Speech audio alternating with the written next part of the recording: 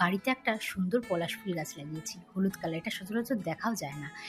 আগের বছর শীতকালে ছাদে একটা মালটা লেবু গাছ লাগিয়েছিলাম, তাতে এবারে অনেক ফল এসছে, মানে অনেক লেবু হয়েছে।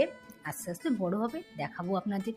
লাস্ট যখন আমার বাড়িটা দেখিয়েছিলাম তখন বলছিলাম এখানে গোডাউন হবে, একটা সুন্দর রান্নাঘর করব, তার উপরে বাবা মার জন্য ঘর করব। মোটামুটি ছাদ অবধি সবই হয়েছে। আর এই গোডাউনে ছাদটা করে সুবিধা হয়েছে আমাদের, এবার কাঁচামাটি আপারতে আর পাঁচিলে উঠতে হবে না, ছাদে দাঁড়িয়েই পেরে নিতে পারবো। সন্ধ্যেবেলা সাজুগুজু করে গেলাম আমাদের মিলন সঙ্গের মাঠে। ওখানে পূরবী মেঘ নাচের স্কুল থেকে একটা দোল উৎসবের আয়োজন করেছে, বসন্ত উৎসব যেটা। এত সুন্দর নাচগুলো করছিল না বাচ্চারা, সব থেকে যারা 3 থেকে 4 বছর বয়সী যে বাচ্চাগুলো ছিল, ওদের নাচগুলো খুব ভালো লেগেছে। মানে ওরা তো সেরকমভাবে স্টেপগুলো মনে রাখতে পারে না, কেউ ঘুরছে না দাঁড়িয়ে আছে, কিন্তু সত্যি খুব ভালো নেচেছে ওরা।